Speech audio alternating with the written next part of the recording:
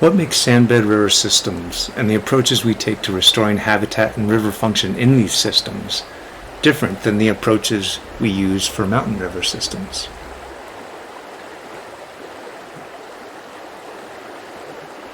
We are going to talk about why sandbed rivers are important in the context of river restoration, the challenges that come with doing river restoration in sandbed river systems, and the lessons we have learned from our projects on the Platte River and the Big Thompson River in Colorado.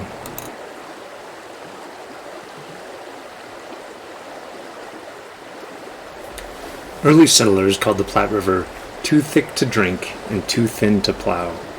The river was a mile wide, highly dynamic, and absolutely full of sand. Today, the Platte River has lost a great deal of its water and space as it flows through incised river channels, disconnected from the expanses of bare sand, now covered by vegetation.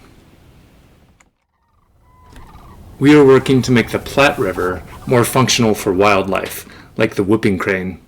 We have developed river restoration techniques that can also be applied to Colorado's sandbed river systems, which, although they present many opportunities for recreation and habitat improvement, have seen less investment than the steep, confined rivers of the Colorado Rockies.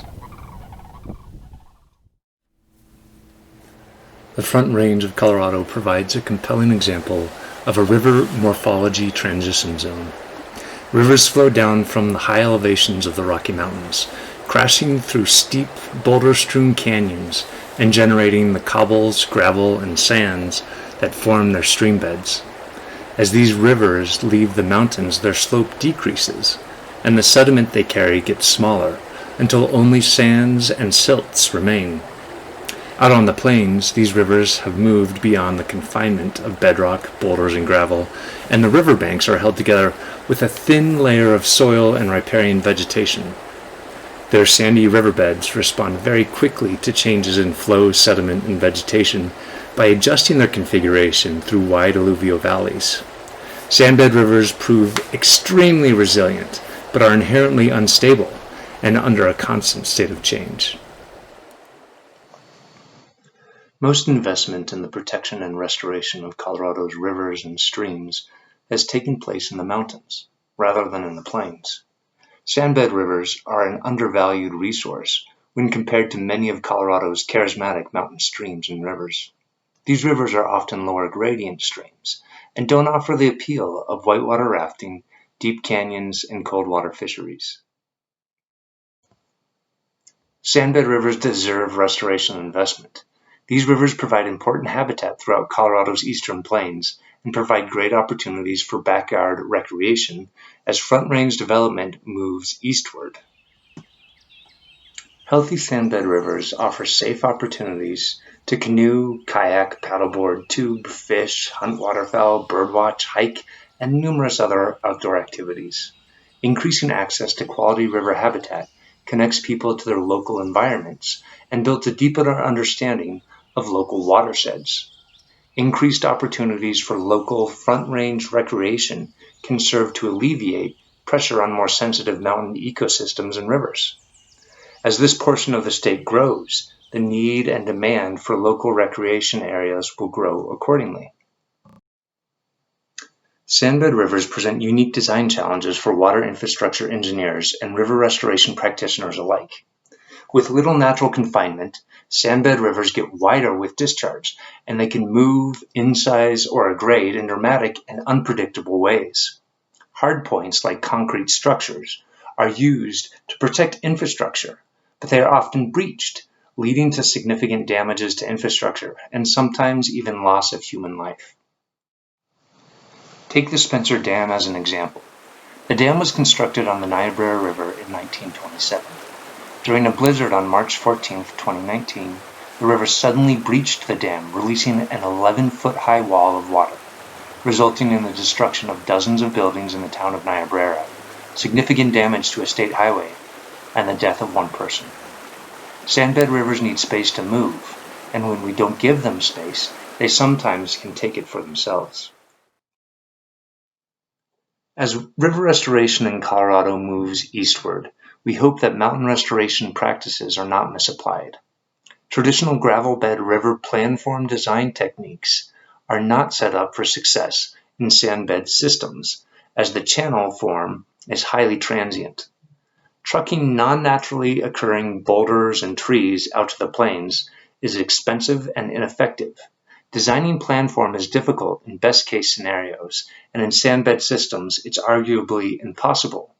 Sand moves under nearly all flow conditions and adjusts quickly under adverse conditions. We have had great success restoring a heavily incised portion of the Platte River in Nebraska, taking a unique and innovative approach. Rather than introducing hard points and adding boulders or large woody debris into this sandbed system, we have added tens of thousands of cubic yards of sediment from abandoned terrace deposits adjacent to the river. As you can see, we use bulldozers to push sand directly into the river and allowed the river to form its own braided structure in mid-channel point bars. This approach is proving more effective than previous methods of artificially building islands for habitat. Not only has this effectively filled in the incised channel, it has had the dual benefits of protecting at-risk infrastructure while creating habitat for target species. Here's an example of one of our projects that is breaking ground in early October. We are working to reconnect the floodplain at the confluence of the Big Thompson and South Platte Rivers near Griebling, where the Big Thompson is dramatically incised. A traditional design for a steeper coarse bed river would typically involve a sinuous planform with large wood and boulders for stabilization. We ultimately opted for a more passive approach by excavating the abandoned floodplain and inactive abandoned channels to reconnect them with the main river channel. The design gives the river more tools and space to react to the changes in sediment and flow and adjust its own dimensions. Colorado's sandbed rivers offer great opportunities for river restoration practitioners to improve the important and long-neglected plains habitat, and to provide recreation for eastward-growing Front Range communities. These rivers require a different approach than the steep mountain rivers, and in some ways are more difficult to work with, but we have some really good ideas on where to start, and we think it's worth it. This video was made by Tom Smerdell, Julia Grabowski, and Scott Griebling of the Headwaters Corporation. As an organization, we have 13 years of experience working to restore Nebraska's Platte River and other sandbed rivers in Colorado and the West. For more information, please check out our website at headwaterscorp.com.